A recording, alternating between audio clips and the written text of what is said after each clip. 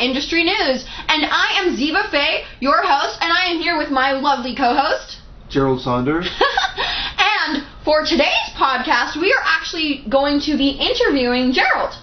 Which is scary, but that's okay. That's okay. I forced you. I'm nervous. She's making me do it. I was like, I was like, how can we be hosts and not do an interview ourselves? It makes sense. And actually, no, she's not really coercing me into doing it. Everything here is consensual. Yeah, everything's consensual. And that is, on that topic, that's a really important part of our industry is consent. It is. That's why I made the joke, just so you could see right into it. I'm glad you did. And there are multiple ways to have consent in this industry, especially when people have ball gags or they're not able to verbally consent. Mm-hmm. There are lots of preliminaries that you have to do. For me, I've done consent before, and you've had it on camera, or just make sure that the consent is there. Also, I've had for safety, little symbols. If you have a ball gag and maybe snapping, if your hand's free, or this is gonna sound really weird, but I make an alarm clock noise because I have a ball gag in, right? So I go. Because I can't talk, and sometimes my hands are restrained too. Right, so you can't do that. I can't snap, I can't tap. So, for me, that's been my way of actually saying, red. That's a good, I've not heard that one before. Really? Yeah, because it's how are you supposed to tell, the producer that you're past your limits when you can't? So, are there any other ways that you've seen people consent that is really interesting in this industry? Well, I've used a consent form before. Those are important. And sometimes in the process of using a consent form, things even get added to it by somebody that I've never thought of before, so then I revise my consent form, I.e. me. Well, yeah. Okay. Yeah. But in this industry, well, actually I wasn't even specifically thinking about you, but you're right. Yeah. But industry growth, the industry's growing all the time anyway, right? Yeah. So, but as far as with consent, that's the most important thing. You don't want to touch somebody somewhere or do anything to or with somebody that they really don't want to do. Yeah, it affects their mental health directly. Yeah. And as a producer, it would affect your reputation. Well, I went ahead and kind of did that maybe, but I really didn't want to. And yeah, we talked about it, but I really didn't want to, so I'm never going to shoot with Henry McGillicuddy again. Not Henrietta. Or Henrietta. That's his fake name. Well, that's not my fake name. That's a fake name I use. Yeah. The fake name he uses, I like to use a fake name, Stacy Malacy. Right. It's silly. But with regard specifically to shooting bondage, it is hard like that because you may not be able to tap, and you're supposed to be kicking around and squirming. So actually, your alarm noise is great. Yeah. We've never done that, and I didn't know you. Well, we've never had to do that, but I didn't know that was a thing you did. So that's something I'm picking up. And there's a really big difference between being hired and doing this for work, where you're doing something with your intimate, consensual partner that kind of knows you. A lot of the time, we're meeting each other for the first time, me to you or you to a model, and you're just okay, we're about to do this. Well, if it's okay that I bring up this as an example, before you and I ever shot, just prior to, and we were talking about what we were going to shoot, I really didn't know a lot about what your limits were. Yeah. And you messaged me, oh, I can masturbate for you. I'm like, oh, okay, good. That's the thing I shoot. Yay. But then it led to, oh, it'll be an anal masturbation. Oh, okay, that's good. because I don't shoot that all the time. I'm like, cool, she wants to do that, Yeah. But that would, honestly, that might not have been the thing I even asked you about in the first place. Yeah, it's good that models make their own limits. And the thing, too, about being a model is your limits are always changing. Right. Absolutely. They can become more, or they can dial back. They can certainly retract. And I've had that, I can't tell you how many times. Yeah, girls have babies, they get married, or they're just over it. Or they don't want to do, they get a boyfriend, they don't want to do boy-girl anymore, or do whatever anymore. They're just over, or they're trying to do mainstream and be a Twitch, YouTube star instead of a porn star. I've seen it all, or they're I want to be more of a porn star. Yeah, so. But I find it interesting when girls for lack of a better term, regress their limits, I still find that I can find work for them, or for me to shoot them anyway. Cool, no more boy girl, that's not a big deal. We can come over and do toy stuff or bondage stuff or whatever. You sell a very wide array of things. Well, initially I didn't. For no particular reason, just when I very first started shooting adult video stuff that I was in, not the photography, I was just shooting blowjob videos all the time. Really? Like, that was all I shot. And then after a while I was like, having girls do toys would be great too, and having this, and then I got into shooting bondage. Like, it all progressed, industry progression. So probably for the first 3 or maybe from 2003 to 2007 or 8, all I was really shooting was blowjob videos. Wow, that's a long time. It's a lot of blowjobs too. On that note, how did you get into the industry? Well, that's a funny story. So, for the longest time, I've been a photographer since I was a teenager, and when I was around 29, 30, I had moved from Florida to near Atlanta, Georgia, and I became a swimwear photographer for a magazine called Swimwear Illustrated. Swimwear Illustrated? Yeah. Okay, Eugenia Swimwear for Swimwear Illustrated. I was their photographer for the whole state of Georgia. Like, if you wanted to be in there, you had to come to Atlanta and shoot with me, or me go to Bumblefuck, Georgia, wherever you live. Okay. Really. That's a big deal. It was a really big deal. It was a big deal. So, long story short, I was at a place briefly buying concert tickets, and when we were in line, the girl behind me heard me speaking about the swimwear thing to a girl that worked at the record store. The girl behind me taps me on the shoulder. Hey, and I didn't know her. Hey, when we're done getting our tickets, can I talk to you for a minute? And I'm thinking, okay, she heard I'm a photographer. She wants me to shoot her wedding. Oh my God. That's what went through my head. Yeah, she wants me to shoot my wedding. We go outside. I'm like, no. Yeah. So I go outside and I wait for her because she was very pretty, and I figured, well, if it's for a wedding, I'm going to decline, but let me see what she says. Okay. Hey, so I'm a stripper at the Gold Club. Oh, it's very not what you were thinking. It was not what I was thinking. Okay. And I'm trying to get in this magazine called Gallery, and they need pictures taken, and every time I see them, there are always these crappy pictures taken with disposable cameras, or they look real shitty, and I want to take some pro pictures. Yeah. Do you think you could do that? Dope. That's not literally what went through my mind, but basically that reaction. Hell yeah. Oh, yeah. And so we exchanged numbers, and we went to this secluded waterfall place where I had been shooting all this stuff for Swimwear Illustrated. Okay. Except she was not wearing swimwear. And she got in the magazine right away, and for the person who was going to win, and they asked her to reach out to me to do the magazine layout, which I'd clearly never done that before. That was a big deal. It was, well, they just assumed. They just assumed that you were awesome. This picture's fabulous, and all these other ones. He probably did others. He's done this before. That's what they thought. Yeah. Well, since then I have, but so I work up this. I was like, okay, how am I going to do this? So I found a place. I'd photographed a bunch of models in this gym once. Okay. Like a 24-hour gym. Well, no, it wasn't. It was like 11, closed at 11 p.m. A long hour gym. Yeah, a late night gym. So I reached out to the guy and said, hey, can I do a shoot there? But I need to let you know that the girl wants to do nudes. Yeah, I don't care, whatever. So I shot this workout thing with her in there, and boom, now she's in Gallery magazine. Cool. But Gallery told me that it was going to be the December issue. So I also shot a sort of Christmassy looking set, not with trees and presents, but more like she was wearing red and green. This was sort of Christmassy.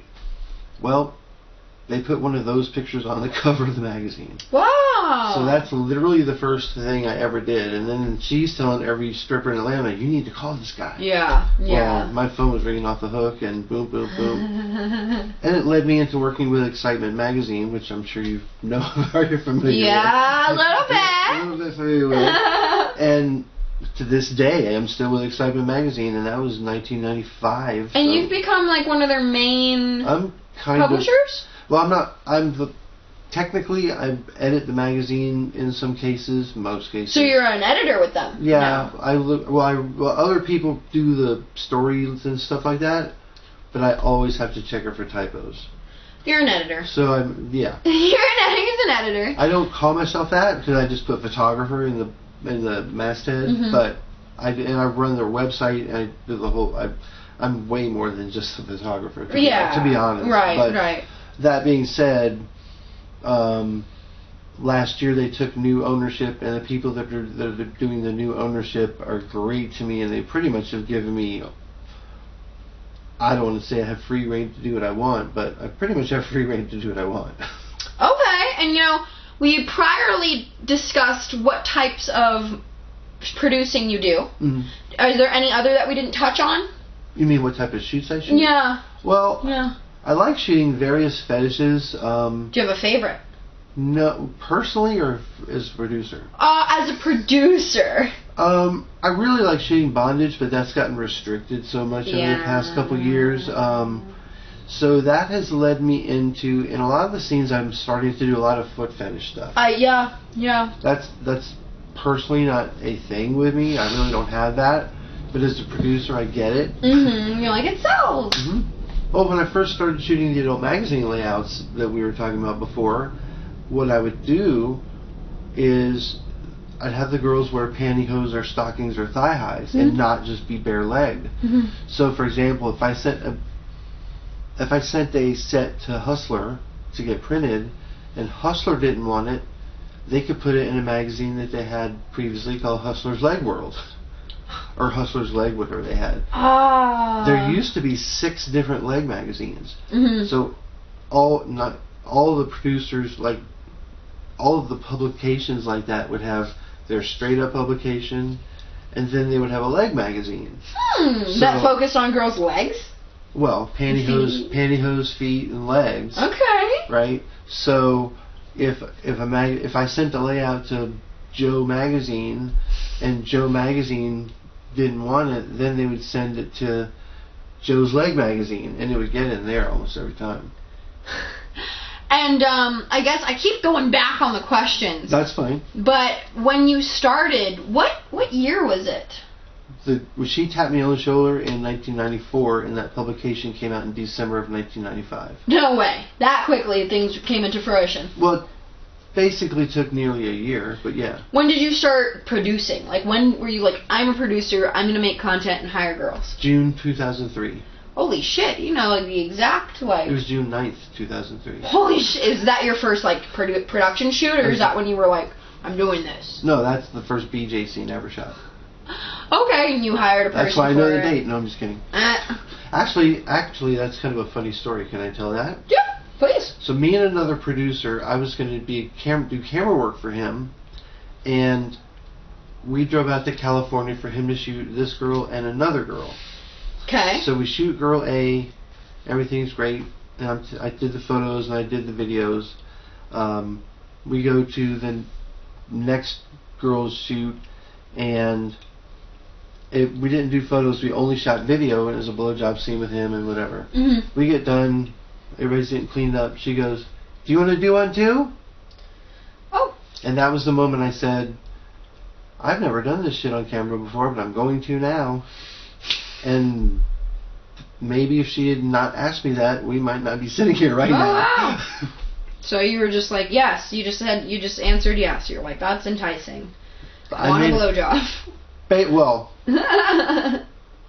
in the aspect of not letting her know that I'd never done that before. I mean, I had blowjobs before, but I mean, not shot. Yeah. So he shoots a blowjob scene. Did you have to pay her for it? Yeah. Yeah. And I wasn't even ready for that, so he paid her for it, and I paid him back because, you know, there's. And you're like, I guess I'm gonna put this up for sale online. Yeah. Okay. Oh, it wasn't even online yet. Literally in 2003. He would. I'm not gonna say his name. He would take the videos and put them, I swear to you, on VHS tapes, and we would sell them on that website I think I've told you about called eband.net. which is like eBay, and people would order VHS tapes of those, and we'd mail it to them. Wow. Now, the internet existed by then, of course, but not websites, and LasVegasAmateurs.com didn't exist, my website, or one of my websites. Literally, they were just, and we would, okay, let's dupe it onto a VHS tape and mail it to the guy. Mm-hmm. Very interesting. It was wild. It was the Wild West, really. Mm-hmm. So I know that you actually don't have a vehicle. No. And how does your proximity to the city and your mobilization affect your work? Not really very much, because you're in the city. Well, mostly because 99.9% of the content I shoot from home. Right. So I don't have to go anywhere. I mean, there are times where I know I'm going to be needing to go somewhere, so I'll just rent a car because I can drive. It just doesn't make any sense really for me to have a vehicle downstairs doing nothing. And so being in Vegas in the city has really been beneficial for your career? Oh, absolutely. That's why I moved here in the first place. So like if you were 2 hours outside of, the city, if you were like in Bakers or Barstow, you think that would really affect your career? Yeah. Yeah. I think so. If I was in Pahrump, I think it would affect my career. Yeah. I mean, except for the fact there's 19 million brothels there. I mean, I probably have a lot of girls to shoot, but also the professionalism levels are probably different. Well, maybe, yeah, but I was really honestly thinking more of, I'll bet I can't get the super ridiculous fast internet speed that I have here in Pahrump. That's actually what I was thinking. So that's more of your concern. Very interesting. That'd be way more, if I was living outside of Vegas and couldn't have the upload and download speed that I have, I would go crazy. So I was wondering, how has Sesta Fosta affected you? And to give our viewers a little background, wasn't that passed in around 2018? Yeah, it really got hardcore. Passed in like 2020. Towards 2020, yeah. And it's basically like it's an anti-child trafficking law. It's primarily, both of them are really acronyms for anti-child trafficking. And human trafficking. And human trafficking. And that's the part where it's kind of developed into the adult industry. Yeah, and because they say that we're trafficking ourselves is what they've actually been saying. Right, we're tracking ourselves, or a model turns 18 and wants to do porn and comes to me on her 18th plus 1 day birthday, and we shoot because she's legal. They may think I made her do it. But, I can't tell you how many times over the years, and you probably have too, seen girls say, I got into porn because I've been thinking about it since I was, I'm not going to say a number, but it wasn't 18 since they yet. were young. Yeah, since they were young. And some girls do aspire to, everyone wants to do something when they grew up. Some girls do aspire to do adult acting. Right. I didn't meet any of those women until I got into the industry, and then I started meeting women who were like, no, in my youth I idolized these women and I wanted to be one of them. That wasn't the case for me. I love all of my industry cohorts, but I grew up really religious, so I was like, oh, you got to be a doctor, or you got, something like that. So I do know that some people definitely that's what I mean. If that's look forward to it, yeah. If that's what they're aspiring to do, and more power to them. And they're on Twitter, hey, I'm on Twitter and I want to do adult video work, and I reach out to them, hey, when you come to Vegas, oh, I live in some city nearby, I can come over there tomorrow. Neat. You're 18. Yep, I just turned 18 on Tuesday. Well, we'll see you Friday. And then, but that's not me coercing anybody into doing it. Now that, on that note, if it were on some other form of social media or even Twitter, hey, I've seen you just turned 18. Yeah. So on that note, do models reach out to you more, or do you reach out to models more for bookings? I'd say. Because, like, for example, I actually reached out to you for booking. And I wanted to reach out to you, but you reached out to me first. I was nervous. I'm intimidating. Well, actually, the truth be told, I already said the reason. I didn't know what your limits were. Yeah. So yeah. It's understandable. With me, I'm going to say maybe 2% is through agencies. Okay, you do some agent work. I don't like to do that, to be honest. You hire some agent ran models. 2% is through agencies, Uh-huh. and maybe another 2% of those through agencies are when a girl tells me, "Oh yeah, you have to go through my agent." In other words, sometimes I reach out to the agent. I really like that girl and I want to shoot her. Yeah. Sometimes it's I really like you, cool, but you have to reach out to my agent. Mm-hmm. Then the remaining 96% is probably split between them reaching out to me on Twitter or wherever, or me reaching out to them on Twitter or whatever. So it's pretty much 50-50. Right. I didn't want to say 50-50 because sometimes it involves an agent. 48-52. Yeah. Alright, okay, very cool. Very cool. What changed, along the lines of Sesta Fosta and how it's affected your career, on that note, they've really cracked down on, because you were mentioning that they've gotten really strict in bondage. You said that earlier. Yeah. And you were saying, Sesta Fosta has really affected our careers negatively because they think we're trafficking each other and blah, blah, blah. And, right. Yeah, how is the things that you can say in scene, or, the things you can type as the title, how has that, affected your monetization? Okay, it looks like it's affected it with that reaction. And not just in bondage. Really? Mostly not in bondage. In all-encompass, just sex work as a whole? Sure, I can't be your dad. I have to be your stepdad. Yeah, and I know that some places are even weird about step now, too. Well, right, and, yeah. And that depends. And even in some of the titles, it's gotten so annoyingly specific, and I'll put it that way, you get blocked or rejected if you write step dad, because they see the word dad and you're gone. Oh, that's therapists. They've always hated the word therapist. Mm-hmm. But if you write stepdaddy or stepfather, you're okay. But if you write stepfather or stepdaddy or stepdad, you have to make it one word. You have to make it one word, and then their bots don't get it. It's just a pain in the ass. So I know that you can't use the word squish anymore. You can't use the word knockout. So are there ways that you use other describing words to? Sure. Yeah. When I stopped doing it after about a year and a half. Well, there's a little bit of a backstory to this. About a year and a half ago, I won't name them. The credit card companies have gotten real anal, and I will use that word, about what you can and can't do. Well, because it is the credit card companies. It's the credit card companies. It's not ManyVids or Clips for Sale or Pornhub or any of those places making the decisions. It's the credit card companies. Yeah, it's the big guys. Right. So what I've done in some of my scenes that are grandfathered in before all this, I've actually gone back to places where it's easy to edit them, because some places it's not easy to edit them. Yeah. Believe me, I know. And I've replaced the word daddy with pop. Because they're not disallowing pop. I'm going to do a pop shot on your face. You have to say pop. Yeah. You know? And I know a person who calls the balloon is going to pop, and people call their dads pop. So while her pop eats her pussy is somehow right through the crack. It's skirted through. Interesting. So I found words like that to squirt through. Amazingly, you can still say squirt. Really?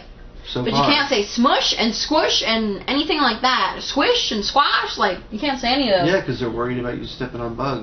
Non-consensual thing, taking things' lives. And then and I see a point in that. Because there were terrible things with before Obama passed that. Shrimp and all the people were stepping on stuff. I mean, I get it, but. I mean, like we said at the beginning, everything's about consensuality, and those things, they can't consent, so that type of work is actually wrong. And it's unethical. Even if you're it's a fetish, squishing on bugs. They're alive, they have a life, and they have right to their life. Yeah, I mean, it's one thing to kick over an ant pile. It's another thing to smush them and pour Drano down it. Or whatever, Oh my god. No, but you know what I mean? You don't... That's malicious. I'd prefer to let a fly out the door than to smack it with a fly swatter. Yeah, no, I know, exactly.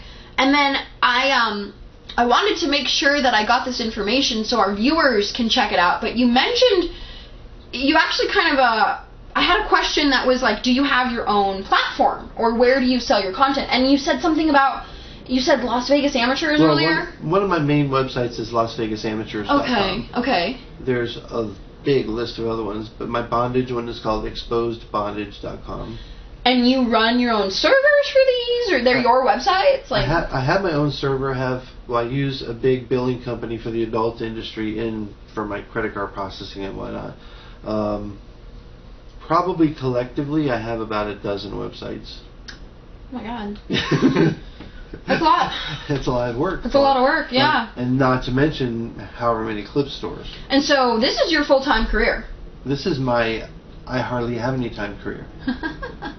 People think that it's all fun and games. Right, don't they? And I know you know that because yeah. you're busier than a one-legged man in an ass-kicking contest.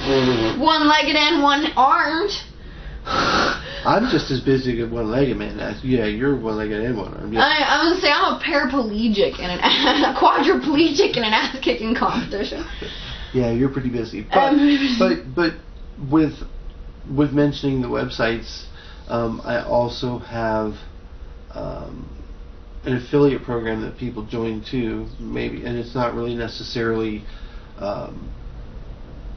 something that fans might be interested in doing, but other webmasters can go to a specific site that I have to become an affiliate, just like you become an Amazon affiliate. So like they can sell your parts of your website? Like, can you explain that? They can sell subscriptions to the website. Really? And get a cut of the money. Really? Because I wouldn't have gotten that subscription without them. Exactly, right. Very interesting. How long have you been doing that? That since 2000. Forever. Okay. Long ass time. Probably 2005. On the note that you have a website, you have social media too, right? Oh, yeah. Yeah, okay.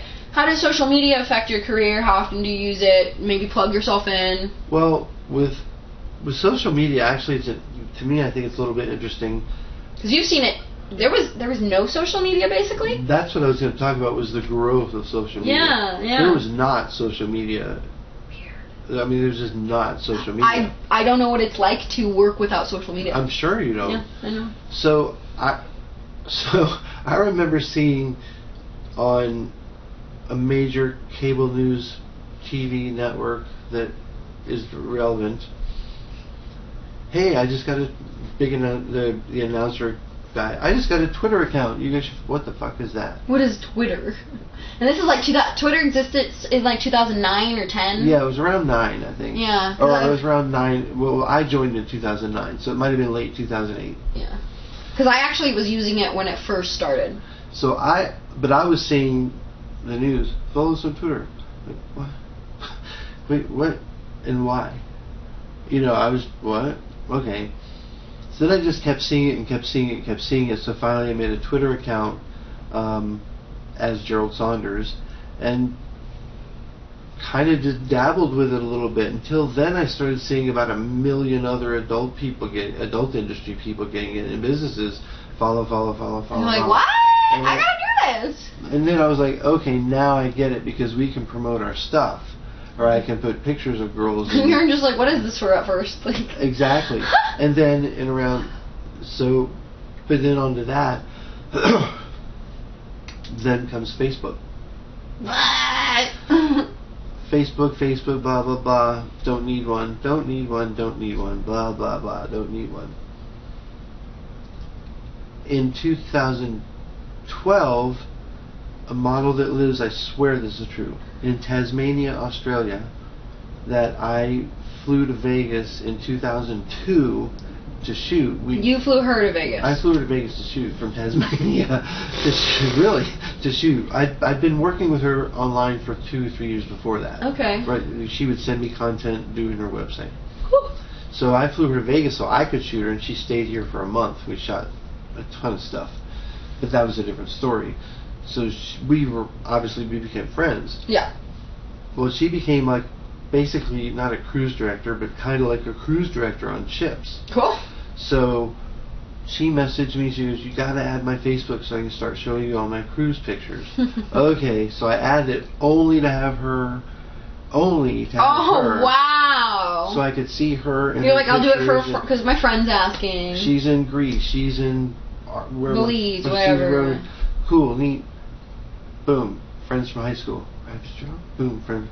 Now all my friends from high school are going, hey, now people I know are wanting to. You're like, this is cool. Then it was kind of, damn, I haven't heard from Joe Schmo in 30 years. Yeah. Or actually longer, but that's okay. No, it would have been about 30 years, actually. And so then I developed into Facebook. So, but then I can't use this for my adult work. So then I made a Gerald Saunders Facebook. Yep. So there's one of those now too. And then you're still working on social media, right? Yeah. Like you're nonstop. Yeah. Like you need to make a Reddit and all that. That's the only one I'm still working on that. I probably. Yeah, I know. I'm like, you need to do it. So other than getting blowjobs, just kidding. But what is your favorite part or your favorite aspect of this career? Honestly, the production. Really? You like all this behind the camera that they can't see? I mean, I like shooting. Yeah, I like that stuff too. I mean, I like shooting. And a lot of the scenes that I shoot now, if I'm in a scene with a girl, I'm using 2 cameras, and then I come back over here, so I'm in the scene just like we are now. Right. As if there were another camera over there, which there's not. And then I take both of those scenes and merge them together and edit them together and synchronize the audio. So I have fun. It's fun for me to do that. So you kind of like editing. You like. Well, that's what I mean. Yeah. So I'm editing those 2 together, and I've developed a liking to doing that. At first, really. At first it was like, oh my god, why am I doing this? But now I like doing it because I've figured out a smooth way for me to do it. Okay. And I like the marketing of it too. I mean, of course I like the shooting and what I'm doing in the shooting. That basically goes without saying. But the utilizing the final product in whatever aspect, editing it together, promoting it, blabbing about it on Twitter, making DVDs out of it. Really? You just okay. All of it. Very cool. What don't you like? What don't you like? If you like all of it, there's got to be something you don't like. Well, or is this why you do this career? Because even though you don't have much free time, you just really love it. Well, I really, really love it. I'm trying to think. I'm trying to be careful with my words about what I don't like. Sometimes reaching out to models through other people doesn't work out the way I want it to. Okay. So, in other hand, I'm saying it, not you. Agency work is sometimes not the easiest. 2%, baby. Why am I no longer signed? I wonder. Well, I'm certainly not going to name any of them, but communication is key. Yeah. Can I tell a story about one? And this only happened, this happened right when the pandemic started to settle down. So it was about a year and a half ago. XYZ agent was supposed to connect me with ABC girl. Okay. ABC girl lives in Vegas, so I'm thinking, cool, I can shoot this chick all the time. Right. Like, she's hot and I like to shoot her. This will be, if we work out, great. Cool. Consistent work is key. Right. I've only shot you 75 times. Yeah. Exactly. I'm like, if they keep hiring me, keep doing, yeah. So, I'm literally and I've known the person that I was talking to on the phone, the agent, for long time. A handful of years, 6, 8. Okay, that's more than a handful. For my age, that's a long time. Well, okay, hey now. So we're on the phone. We talked for probably 45 minutes, and probably 20 minutes of it was me describing in pretty good detail about what I wanted to shoot. Okay. Not I want a blowjob. Right? Or like whatever. This direction, the angles. Right. And none of it was sex. I mean, none of it was blowjobs or hardcore sex.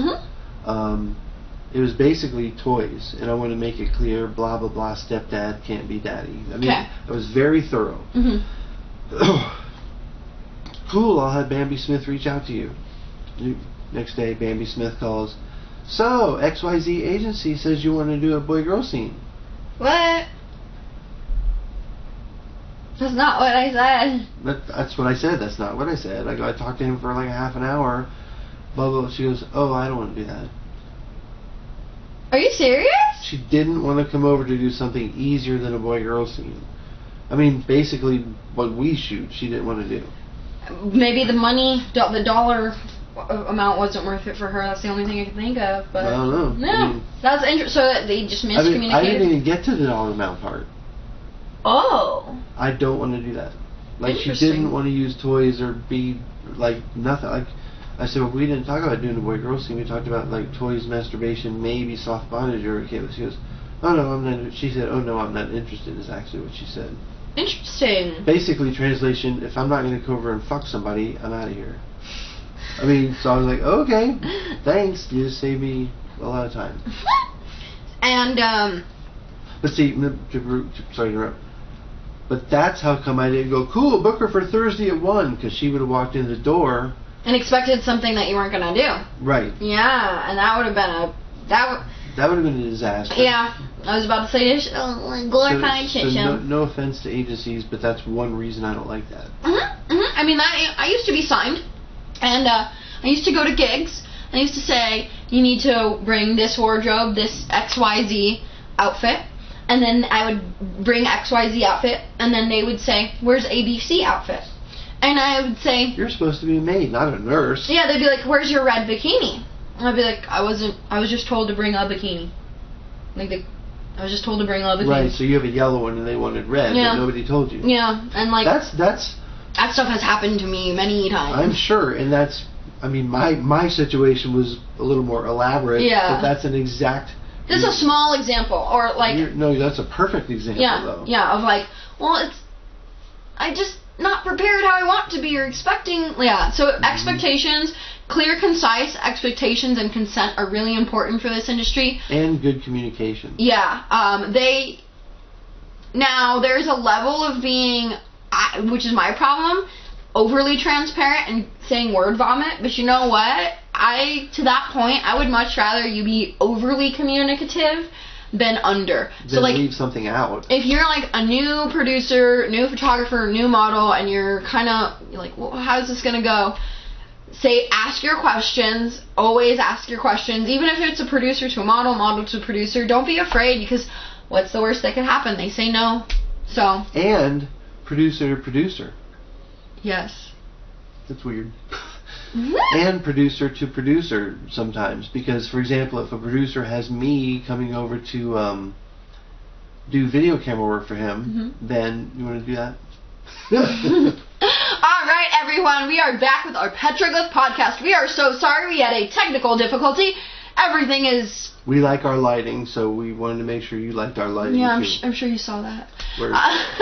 Everything's mostly handled. So anyways, I'm going to move on, because I was really wondering, you're a bit older than I am. Yeah. You've been doing this a bit longer than me. Whether I was older than you or not, As you I've said, been doing it longer than you. Yeah. So, what are your, I'm not sure if you still have any industry goals or aspirations that you're trying to hit or make. However, on that note, are there some goals or aspirations that you had that you hit?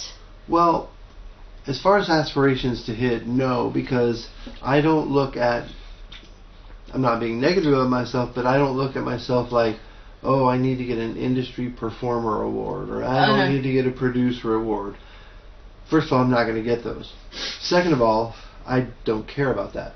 I mean, I think they're appreciated by the people that do, and I think it's great that those companies do that and all that, but I'm not thinking, man, I've never won the greatest bondage scene ever shot. Or, right. I mean, actually, on a side note, this is not an award, but a certain big, huge company used to hire me as an extra for a lot of scenes. Okay, yeah.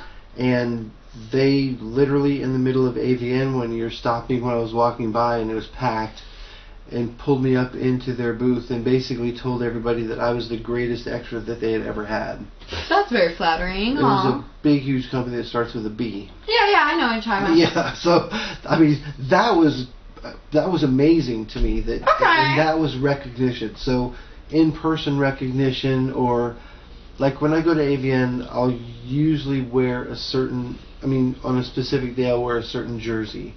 and I'll say, okay, I'm wearing a Miami Dolphins throwback jersey today, or I'm wearing some kind of jersey and it says Saunders on the back. If you see me, say hi. Well, when that happens, it's like some fan person, you're Gerald Saunders? Or a girl. Yeah. Like, cool, okay, so people are seeing my shit. That's all I care about. Besides the money. So you're not trying to hit a specific goal or work with a specific person, but you really like the recognition. Well, now that's a different story. Okay, you want to work with some specific people? There have been certain specific people over the years that...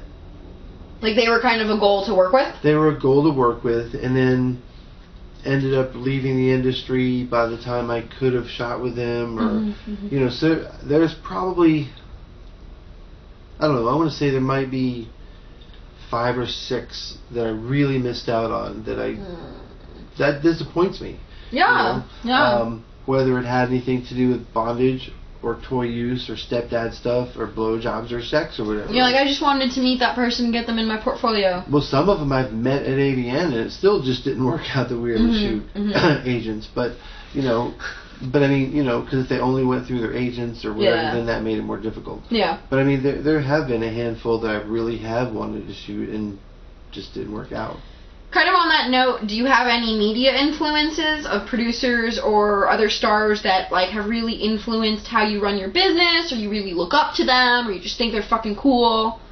Well, actually the producer that was hiring me all the time to be an extra Brazzers, I may or may not should say his name, so I'm not gonna, because it would be his real name and that'd be bad. I really respected him for hiring me all the time. Not because he was hiring me all the time as an extra, but it gave me an actual insight of how a Brazzers production was done. Right. Because I was there 45 times on these scenes with, you know, this, that, and the other, which is different than somebody coming over my house and it just being me and you, or me and her, or even me filming a male talent with somebody else here.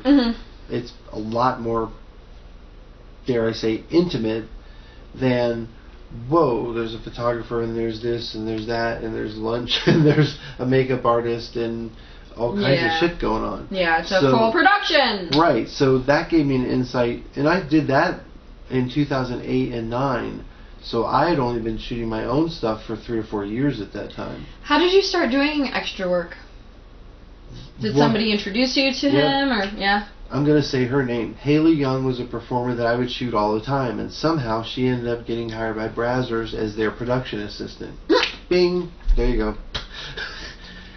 She said, hire this dude I like to hire my friend. Basically, you know, at the time I would have been 46, and he's the perfect dad, he's the perfect boss, he's the perfect this, he's the perfect, I mean, I still could be that now, but you're an older guy that can be used for hire. Yep.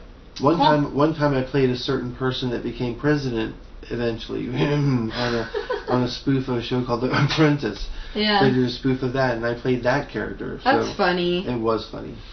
Are there any media influences that you have? Like, is there a production company or a model that you're like, I just really want to model my work after them, or I just really aspire, like, you know, just somebody specific that you're just like, they're cool, I want to be like them, I love them, I like what they do, like... Not really. No? I mean, not to make that answer so short, the only one, it's not really because of the person, the only one instance that I can say that happened is there was a gentleman who would shoot bondage at my house years ago. And I didn't shoot bondage, I just, you know, he was shooting bondage at my house, and ultimately I started running his websites, and ultimately a couple of years later he retired and goes, here's the websites, here's the bondage gear, do what you want. So then I was like, alright, I've got to start shooting bondage. But he was shooting his scenes much differently, like way softer than I do. Okay, really softcore bondage. And I'm not being negative about this type of shoot. I'm not being negative about this type of shoot, because those websites still exist, by the way. Nice. With his content, but they still exist. But I own them now. Wow. But girl on bed squirming around, squealing for help Cute. is different than bitch, I'm using a sex toy on you and you're going to Yeah. So I just expand the level of the bondage. Yeah. You're in my bathtub about to drown, as opposed to, please help me off the couch. Let me get off the bed. Right. And there's nothing wrong with that. A lot of people love that, so I'm not dissing that. It just wasn't for me to shoot. You just want a little more. Right, because okay. I mean, you know, and it turned out most of the girls I began to shoot. They're like, I can do a little more. Well, but they were girls that did porn, so I knew they could do a little more. It wasn't, oh, I'm a cute model and yes, you can see my boobs. They were more adulty in nature, so it became easier for me to go, you know, we can do this, yeah. So that's awesome. You know, and so we kind of asked multiple times. You said you started doing your first production in 2003, and you said you started photographing nude girls in 95. So that's, 8 years? What was going on in those 8 years? Like, slowly... The internet really hadn't happened very much. Photographing, like, more and more nude girls. I was doing nude adult magazine, and I probably would have just continued doing nude. And that's how you met this guy who was hiring the girl for the blowjob, and... basically. Yeah, because you were getting... I met him in 1998 in Atlanta, and this was... We both coincidentally had moved to Vegas by 2003. And you were going to be just his cameraman. Like his the thing in Atlanta, and the thing in Los Angeles, yes. And so, what we can say, if it's 2022, you've been doing this for basically 20 years. I guess in 6 months it'll be 20 years. I was about to say in a few weeks it'll be the new year, so we can say okay, wow. On that note, how long do you think you're gonna keep doing this? Like, that's a long time. Do you think do you want to retire? I don't want to retire. Don't want to retire? No. I look at it like this. As long as I can see and hold a camera, there's no reason for me to stop shooting. Dang, bro. Okay, so you're really passionate about this. I'm going to be a little in-camera personal with this.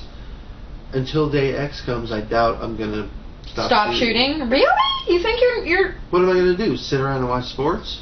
Okay, you like to work. I do that anyway. You're like, I like working. Even if I stop shooting, I still got to run all the websites for all the various girls who are in my websites that I handle and my own. Mm-hmm. You know what I mean? Yeah. So, I mean, I just can't go, I'm done. Well, I mean, you could transition if you really wanted to retire, but I hear you. I mean, I could transition away from shooting. And then you could slowly be like, okay, in 6 months I'm not gonna... Right, but I would want to make sure that I don't want all that stuff to just stop. Yeah, that's very valiant. Somebody would have to learn how to run it. Mm-hmm. Somebody would have to become me.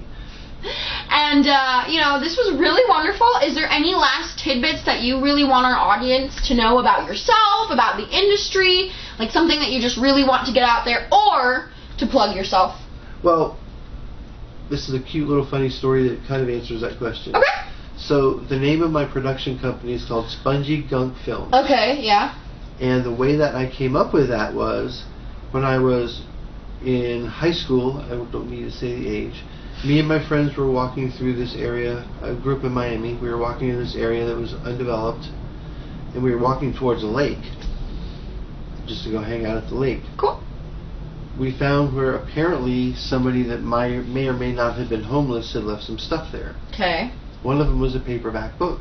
Okay. Now, you gotta remember, this is in 1975. Okay. There used to be paperback books that were porn novels. Right. So, of course, we're not 18 yet. One of the lines in that book was, I spewed a load of my spongy gunk on her face. That's what he called it. X number of years... Well, it's called spunk in England, which is where the lube gets from. Yeah, that's what they call... Right. Really? Right. In England, they'll go, I'm going to spunk on your face. But this book said, I spewed a load... Really? Really? I don't know. Okay. But the book said, I spewed a load of my spongy gunk on her face. So, hence, however many the hell years later, Spongy 2003, Spongy Gunk Films. Okay! So, that's my company. You can probably find me on virtually any clip store basically as Gerald Saunders, LasVegasAmateurs.com, ExposedBondage.com are my main sites, and there you go. Awesome! We really appreciate having you on. Well, yeah! I appreciated me having me on too. Yeah, and now we maybe we'll be back on every once in a while if we get some specialty questions. So if you would like every 6 months to a year of another interview of Gerald or another Ziva interview, it's coming. Please subscribe, like, and leave your questions underneath in the comments. We would love to compile those. Absolutely. And also, if you have industry questions that you want us to ask our interviewees, yes, please, we're new to this. We really love the interaction. We really need some suggestions, and it's really cool to see what you guys are thinking. Yep, so definitely leave comments, and if there are comments underneath that you can leave, or you can message her at Ziva Faye on Twitter, or message me at Gerald Saunders on Twitter.